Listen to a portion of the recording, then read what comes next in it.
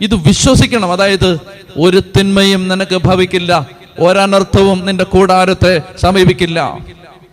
സക്കറിയ 9:8. ആരും കയറി ഇറങ്ങി നടക്കാതിരിക്കാൻ ഞാൻ എൻ്റെ മക്കളുടെ ഭവനത്തിന് ചുറ്റും പാളയമടിച്ച് കാവൽ നിൽക്കും. ഒരു മർദ്ദകനും അവരെ കീഴടക്കില്ല. എന്റെ കണ്ണ് അവരുടെ മേലുണ്ടായിരിക്കും. സക്കറിയ 9:8. ജോബ് 1:10.